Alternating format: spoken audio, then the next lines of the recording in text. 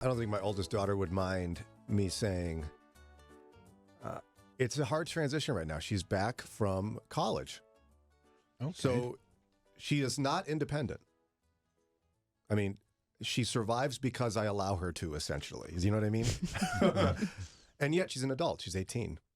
And I need to treat her like an adult. And so it's a tough transition. And we've all chatted privately about that, where parents struggle with their adult children, whether they want to or not, because you go from being their parent to being their peer. I mean, you don't stop being biologically their parent.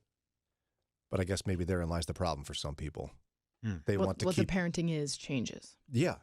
You're no longer the mommy or the daddy that gets to tell people what to do. So Psychology Today had a piece, and one psychologist wrote this. He said, I was recently contacted by Denise about her distant and challenging adult son, Michael. And she wanted me to coach her to bridge the gap with Michael.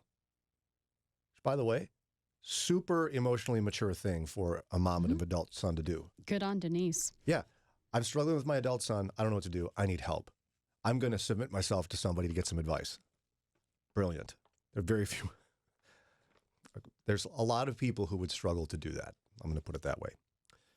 He goes on to say, adult children like Michael may distance themselves from their parents, such as Denise, due to, prepare yourself for this. I'm not talking about you specifically, but we all need to prepare for this. But he may be distancing himself due to lingering emotional, painful scars from their upbringing. This leaves parents feeling rejected by the ones they cherish most, their children. This cycle of hurt breeds anger, grief, and despair on both sides, a universal struggle transcending geographical boundaries. Reconnecting with disconnected adult children requires leading with validation. Please, before rolling your eyes, understand that validation does not mean agreeing. Drawing from over 3 decades of coaching experience, I found that neither parents nor adult children complain too much about feeling understood. You're seeking understanding, not necessarily agreement. Rather, it is a vital ingredient for healing fractured relationships. Let's now take a look at 5 powerful strategies, he says, that can bridge this gap. But this is a fundamental principle that I think for some reason we forget as Christians. The gospel still applies to us as parents and grandparents. Okay. Like, I don't care how hard you tried or how hard I'm trying. I screwed up big time as a parent. Mm-hmm. So much so my kids will need counseling. Like, are you ready to say that? I think a lot of people are not ready to say that. They're like, well, I raised them up in the way they should go. Bible said so. I did it. What are they mad about? Get over it. I did my best. I believe you did your best. Guess what? Right. I'm doing my best. Lauren, are you doing your best? I am. You sure you're not going to just halfway put it in there? You're just like, oh, I'm kind of trying. No, you're doing your whole best. Every parent I've met, even super dysfunctional ones, are doing their best. Mm-hmm. You're going to damage your child, and you did. 100% guarantee. Okay, talk me off the ledge. Am I wrong? No. You're not wrong. We say all the time, hurting people hurt people, but we like to say that when people are hurting us, not when we're the ones hurting people. Does that make sense? Yeah, but Lauren, I gave them a great upbringing. We lived a beautiful home. They were happy. I let them do whatever they wanted with sports and everything. I went to all their games. What are they complaining about? I did my best. They're still hurt in ways. Sometimes you literally cannot meet their emotional need at the time. Sometimes you just actually can't because there's so much other stuff going on. And it's not that you're neglecting them. It's you just literally couldn't. And that might have left a mark on them. I mean, if we could just convince every adult parent or parent of adult child listening to the show, or every parent for that matter, you screwed up. It hurts your kid. They probably need counseling for it. If we could all just agree on that, you know how much better relationships would be? Well, I think we need to agree on that, sure. But I also think we need to be kind to each other and to ourselves and say, you did the best that you could with the resources you had available to you at the time. Whether that's emotional resources you had, financial, physical, whatever that may be, mental resources, you did the best that you could at the time. So also don't beat yourself up either. Yeah. And yet, I will say, all that could be true, and you did your best. And your best still wasn't enough. Yes. And it left emotional scars on your kids. We kind of look at it kind of like a game that okay, someone's going to win. If you do all the things right, you'll win. But maybe it's a lose-lose situation. No matter what you do, your child is going to have some scars, something they'll hold against you. And so you just do the best you can and realize that that's likely to happen. Yeah, and I don't know, if you don't like it, what I'm saying, I guess get mad at God, not me. Because the fundamental principle of the Christian life is that we're all sinners. Our righteous deeds are filthy rags. And you're like, yeah, I know that, Brian. Yeah, well, if you know that, you know you're one of them. And no matter how long you've been saved or how many hours you read your Bible a day, you're a sinner, and your sin hurts people. And it hurts your kids. Now, again, Lauren's right. We have to go easy on each other and be kind to one another. But there are people who, for whatever reason, have blinders on. And they think just because you did your best, you get a pass on your sin that you committed against your children. Yeah? No? I'm being harsh. Yeah, I think you're being a little bit harsh. And I don't see that as prevalently as it seems that you do. What do you mean? See what? I don't see people thinking they get a pass because they did their best, that they get a pass for their sin. I did some reading when I did my podcast series, Grandfather Effect, on this phenomenon of an increasing number of disownments happening in society. Mm-hmm. And what he's seeing is that actually what kids are reacting to is parents loved them too well and too much. They smothered them to the point that they couldn't create their own independence. And so he's got parents and adult children in counseling trying to rectify this, but the parents of the adult children are digging their heels in, and they're saying, listen, we did our best. Get over it. Instead of apologizing and trying to reconcile. Yeah, you might be like, well, that's insignificant. You say that I wasn't there for you that one time and it really hurt you when you went through something traumatic. Well, I was there other times. Mm-hmm. What matters is the time that you weren't there. And all it takes is just going, you're right. I'm sorry. I wish I could take that back, but I can't. I bet that was really hard. Yeah, I'm not even sure I like the way I know you didn't mean it this way, like phrasing, like excusing sins against your kids. You don't even have to sin against your kids to screw up. Okay, explain. I mean, I like that. I think that, because genetics are weird, sometimes you're going to get a child that you just cannot relate to. They're just so different from you that try as you might, you are genuinely doing your best, and you just cannot relate to them. And so that your inability to relate to them, I don't think you're sinning because it's just a personality difference. They're going to carry trauma from your inability to connect with them. And that's something that you need to work through in counseling. It's really good, Daria. Or, sometimes they're too similar. You're too similar to your parent. So you guys kind of like grind on each other and you're just like always, because you're too similar. And just like those kind of, small tiffs or differences can yes. hurt the relationship. No, I love that. That's great. And we're going to go through in a minute, real quickly, his 5 pieces of advice. But I can just tell you the fundamental principle behind it is, can you just hear that? Like, have your kids say, this happened, or this experience I had when you were raising me made me feel this way. And if you can just accept it and be like, I'm so sorry. I understand. It sounds like that was really hard. Like, you're going to change your whole relationship. Change the entire thing. But there's more advice to give, and I love the pushback from the women on the team. You guys are the best. You soften my edges sometimes. Sometimes.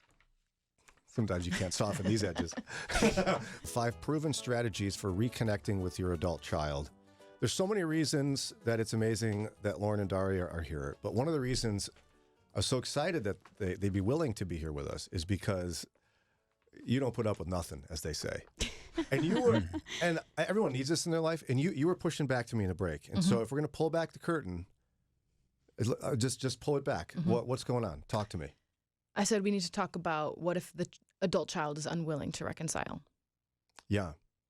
Or they're the one putting their heels in the mud and not moving. So you're saying even if somebody will eat some humble pie and acknowledge that Yes. even their best can cause hurt, or hurt can happen in the midst of their best, somebody might be unwilling to reconcile. That's very true, and Yes. it's sad. Super sad. And I wish there was something you could do about that. Yeah. I wish there was something I could do about it. But that's the brokenness we live in. And so, yeah, I think what you're getting at, correct me if I'm wrong, is that it's not if there's a broken relationship, it's not the parent's fault of the adult child. There could be, it could be equally, if not Yes. more weighted on the adult child's side of it. Yes, that is what I'm getting at. Okay. We're not going to just pile on the parents. No, Right. no.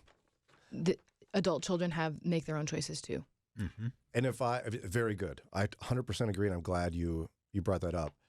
I happen to be transparently speaking, I've been in a season of self-reflection. Mm-hmm. The Lord's had me in that. And it's been so valuable for me. I long for others to do it, but no one wants to do it. Mm-hmm. It's because it's hard. In fact, I still remember the pain of watching that, what is that, Shiny Little People? Or, Shiny happy people. yeah, the Duggar thing with Bill Gothard. Sarah and I looked at each other so many times, and we saw parenting strategies we innocently believed were great and implemented with my older kids that we deeply regret. Mm-hmm. Like, it was hard to watch that. It's hard to talk to the kids about it. I think it's worth it. Oh, yeah.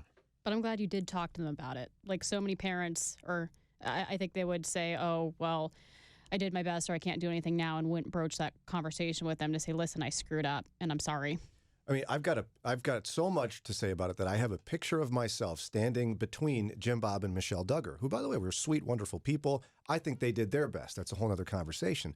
I was able to show it to my kids. Go look it. See? I can't hide from this. Now, I've had plenty of failings. Trust me, they're already in counseling, a bunch of them. So I'm already just preempting it. Ron, are you mad at me for... Like, I think the secret... We could go through this guy's 5 strategies. Maybe we'll get through some of them. But the secret to reconnecting with your adult child is just acknowledging you're an imperfect person, and they may have some pain that you need to acknowledge and just repent for. Yeah, I think that's accurate. And it's hard to accept that when you know you did your best. And so you're thinking, my best should count for something. And it should, but it doesn't, really should. It doesn't wipe away the wrong that you've done. And we've all blown it. I mean, nobody is going to say, well, I was a perfect parent. Well, then you've had times you were imperfect, and that may have affected your child.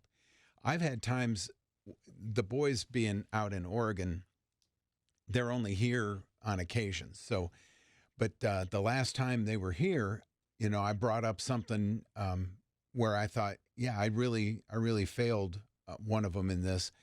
And so I brought it up and said, I want to apologize. And he's like, dude, it's no big deal, you know? So it's not, Wow, Ron. it's not like you're always going to get lambasted or blindsided by your child saying, you ruined my life. Sometimes you will, but you're right. It won't always happen. That's what you're afraid of, but it won't always happen. And a lot of times it might not, especially if you take the initiative and you say, look, I made mistakes, instead of waiting for them to see a counselor who tells them, you know, it may be a poor counselor who tells them, hey, you need to cut off your parents because they did this and that to you. And, you know, in my opinion, I'm not a psychiatrist or a psychologist. You just but pretend to be one on the radio. Right. Yeah, no, I've had those moments with my parents too, where I remember one instance recently where I was having a conversation with my mom, and I'm like, listen, I don't blame you for X, Y, Z because I know that ABC was your reasoning. And she was blown away that I What do didn't you blame mean her blown for that. away? Like she was just surprised that I didn't blame her and held no resentment against her and my dad for, they'll admit it. They've made mistakes in their parenting because they're human. And I don't blame them for those. And I wonder if that disposition is the secret sauce for your healthy relationship with them and Ron with his kids. Maybe. I don't know. I just think I'm a person who's very in tune with my emotions and the people around me, so I'm able to connect those dots really well. I don't know. I mean, I've read, I don't read books, but I read parts of books and articles. And I've read enough of psychologists describing broken relationships between parents and adult children where, like, there's the digging of the heels, the unwillingness to acknowledge. Mm-hmm. And it wrecks people. And even just hearing it. I mean, your son said no big deal. Yeah. But maybe it's no big deal because you're so willing to own it. You know what I mean? Like, it might become a big deal if you're like, no, I did my best. Right. Leave me alone. Yeah. Then you would set up that confrontation that would result in bad results. How did you muster the courage to start that conversation? I mean, Ron, there's no natural moment to go, remember when I screwed up? I mean, Because Ron's the best. It just kind of came up, you know? how did it come up, Ron? It's because of conversations we've had here on the show, things that have stuck with me, and I've been like, you know what? I need to own this. I need to change this. And so I knew as they were planning to come back, I knew there were things I wanted to bring up and just had to look for the moment, because if they're only here for a week, obviously that time is cramped and people are coming to visit and all that. So you've got to find the moment when You almost have to make the moment, Ron. yeah, when nobody's around or very few people, where you can kind of bring that up. No, you don't have to answer this, but I'm just picturing my own life. You know, my daughter's been home from college for like a week. Mm-hmm. I mean, it would have had to be me. Oh, yeah, that's so funny. Anyway, remember when I screwed up? Let's have a serious moment. Like, there's no way without totally ruining the moment. So how did you wait till like late at night? Did you say, I want to talk later? Do you have a few minutes? Like, how did you start it? Somebody needs to know. We were out on the deck. There was the one son, my youngest son, and a friend of his were both there. And conversation was something deeper. It wasn't just lighthearted. And I said, you know, something's been bothering me, and I want to ask you about it.